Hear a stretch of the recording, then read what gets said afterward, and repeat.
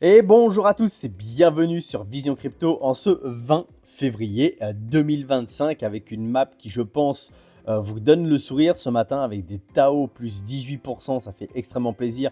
S qui s'est clairement envolé, plus 16%, mais là on a ING qui fait quasiment plus 10%. Bref, en tout cas, on a de belles valeurs, ça fait extrêmement plaisir, alors qu'on a des volumes pourtant qui sont extrêmement faibles.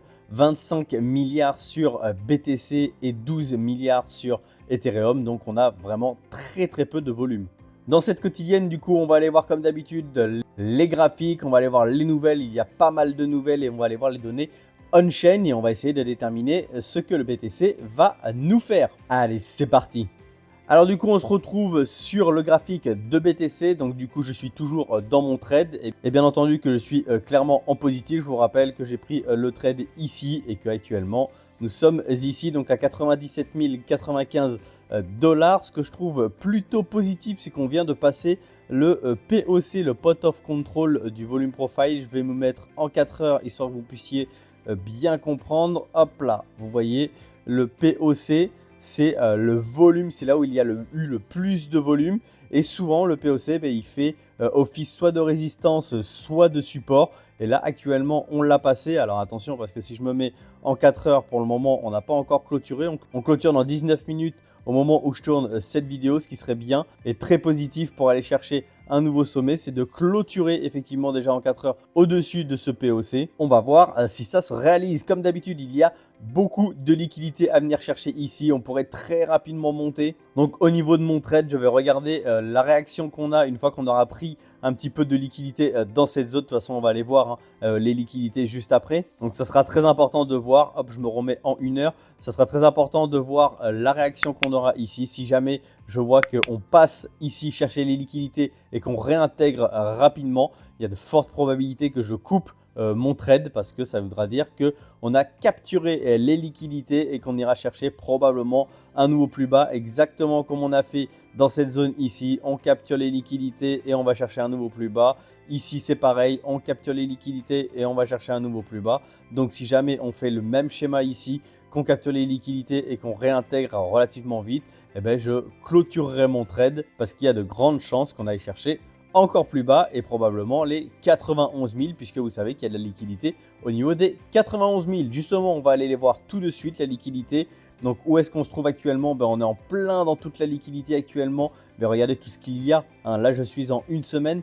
Donc, regardez tout ce qu'il y a à venir chercher. Là, on est en plein dedans. Mais regardez, si on monte un tout petit peu plus, ici, jusqu'aux 98 000, il y a beaucoup de liquidités. Et on pourrait même aller quasiment jusqu'aux 99 600. Et si on voit sur les graphiques, 99 600, vous voyez, ça vient chercher justement toute la liquidité qui se trouve au-dessus. Et donc, c'est pour ça que ça sera très important de voir la réaction. Si jamais on voit qu'on pousse très fortement parce qu'il y a énormément de personnes qui se mettent à shorter ici parce que la liquidité a été récupérée et qu'ils pensent qu'on va faire un nouveau plus bas, on pourrait potentiellement faire un short squeeze. Et dans ce cas-là, on va faire l'inverse des shorters. Vous le savez, c'est quand beaucoup de personnes se mettent à shorter le marché, le marché va faire l'inverse pour faire perdre un maximum de personnes.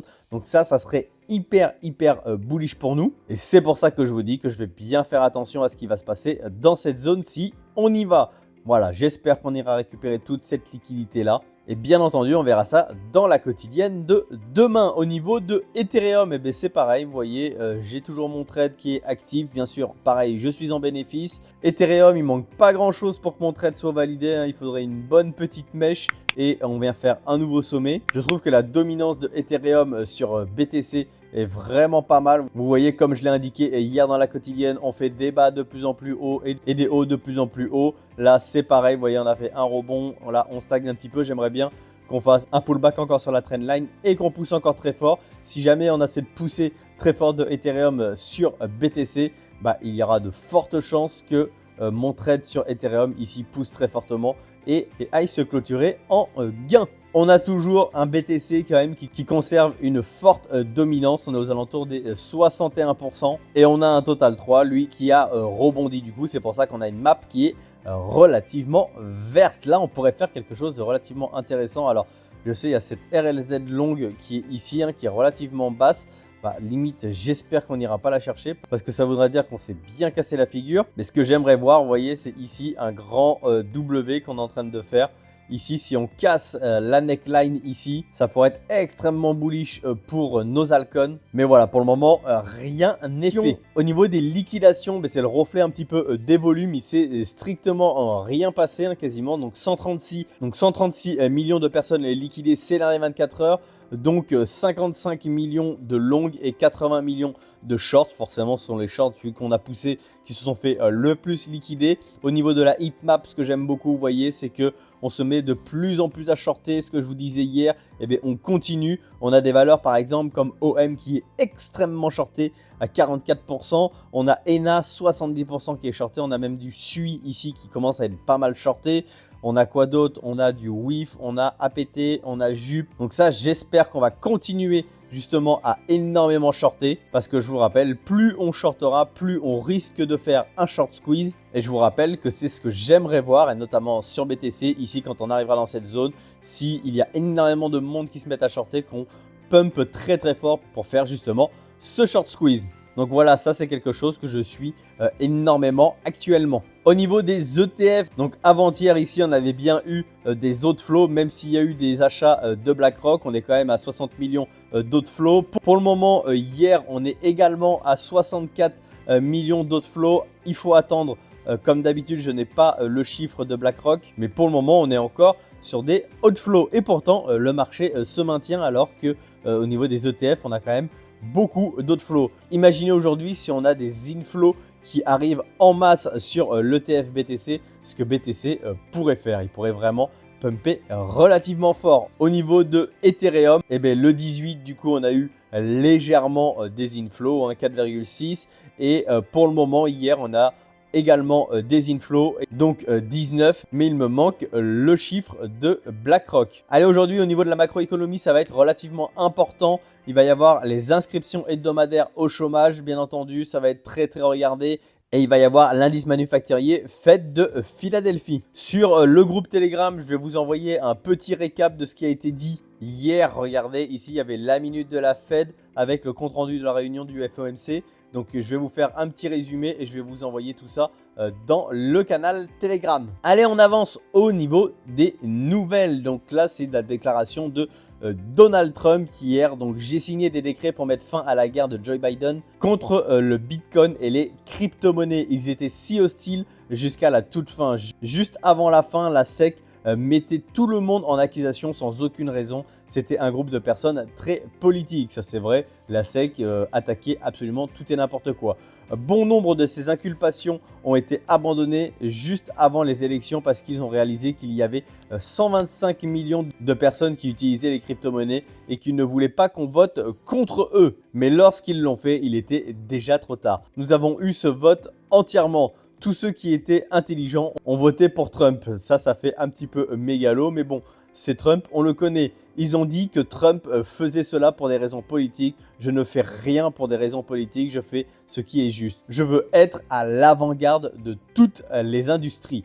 Donc ça, c'est la déclaration hier de Donald Trump. Donc c'est bien, au moins, il a parlé des crypto-monnaies et on sait très bien qu'il veut faire des États-Unis la capitale mondiale de la crypto. On continue avec une déclaration de Adam Back, le CEO de Blockstream, qui dit « Nous sommes certainement au début d'un marché haussier ». Donc ça serait très très bullish et très intéressant. Par contre, comme d'habitude, je me méfie énormément de, vous savez, toutes les déclarations, que ça soit de Jim Cramer, que ça soit de Brian Armstrong, le CEO de Coinbase, que ça soit de n'importe, enfin des personnages un peu publics. Pourquoi? Parce que j'ai toujours peur qu'ils essaient un petit peu de manipuler le marché. Mais voilà, c'est à noter. On continue du coup avec HDEX qui reçoit l'approbation de la SEC brésilienne pour lancer le premier ETF spot XRP au monde au Brésil. Donc ça, c'est une très très bonne nouvelle pour XRP et donc je pense que du coup, ça va faire pumper XRP d'ici quelques temps. Donc la date précise de l'inscription n'a pas encore été fixée. Et dans un même temps, regardez, la SEC reconnaît le dépôt du dossier pour les ETF Spot XRP et LTC, donc l'icon de CoinShare. Donc du coup, encore une fois, il risque d'y avoir une hype sur ces projets-là. Donc on continue avec les déclarations de Donald Trump. Le Bitcoin a atteint plusieurs sommets historiques parce que tout le monde sait que je suis déterminé à faire de l'Amérique la capitale de la crypto. Ouais, parce que je vous disais tout à l'heure, donc nous voulons rester à l'avant-garde de tout et l'un d'entre eux est la crypto. Ça, c'est très très bullish pour nous. Mais bon, vous le savez, on attend quoi? On attend les réglementations, des réglementations extrêmement claires. On attend également de savoir à quelle sauce va être mangé Ethereum, si ça va être une commodities ou une securities. Ça va énormément déterminer la altcoin season. Donc, on attend des nouvelles concrètes pour pouvoir vraiment pumper et très fort. Au niveau de Ethereum, justement, la SEC accuse réception de la demande de 21 Share visant à autoriser le stacking sur son ETF Ethereum Spot. Donc la dernière fois, je vous avais dit que 21 Share avait déposé un dossier pour le stacking de son ETF et la SEC aujourd'hui donc accuse bien réception. Attention, pour le moment, rien n'a été validé. On continue avec Donald Trump encore. Oui, il est beaucoup mis en avant aujourd'hui dans cette quotidienne. Donald Trump souhaite conclure un accord avec Xi Jinping, le président chinois, incluant d'importants investissements, une augmentation des achats de produits américains et des engagements sur la sécurité nucléaire. Donc ça serait vraiment bullish. Pourquoi? Simplement pour la stabilité mondiale, le fait qu'il y ait des accords. Donc bien sûr, Donald Trump, comme d'habitude, a essayé de bomber le torse et a imposé un petit peu ses lois à tout le monde. Ça a fait, bien entendu, trembler le marché. Mais aujourd'hui, le but étant de trouver des accords avec les différents présidents des pays. Et je pense que Donald Trump réussira à trouver des accords et qu'on retrouvera une stabilité commerciale au niveau mondial. Et au moment où on retrouvera une stabilité commerciale, bien entendu que les marchés réagiront positivement. Pourquoi? Parce qu'actuellement, les marchés, ils n'aiment pas parce que nous sommes justement dans l'incertitude. Le marché n'aime pas l'incertitude. Par contre, dès qu'on sera un petit peu plus certain et qu'il y aura une meilleure stabilité, les marchés pourront probablement repartir fortement encore une fois. Oui, je reste extrêmement bullish parce que je pense que c'est pas parce qu'on a des secousses aujourd'hui que demain ça ne sera pas bien plus positif. Voilà la team, j'ai fait le tour un petit peu, j'ai essayé de faire relativement vite comme il y avait beaucoup de nouvelles. Donc ça va être très très important de regarder aujourd'hui ce que BTC va nous faire. Ça va être très important de regarder aussi les nouvelles macroéconomiques, ce qui peut clairement dicter un sens du marché. Le marché pourrait agir relativement fort, donc je pense qu'on va avoir un peu plus de volatilité aujourd'hui par rapport à ce qu'on a eu ces derniers 24 heures et donc du coup on verra ça dans la quotidienne de demain. Encore une fois, pour les personnes qui ne sont pas abonnées, n'hésitez pas à cliquer sur le bouton abonner, c'est le meilleur moyen de soutenir mon travail et de soutenir la chaîne et en plus c'est entièrement gratuit pour vous. Je vous souhaite une excellente journée, je vous dis à demain pour la quotidienne et surtout restez curieux. Ciao!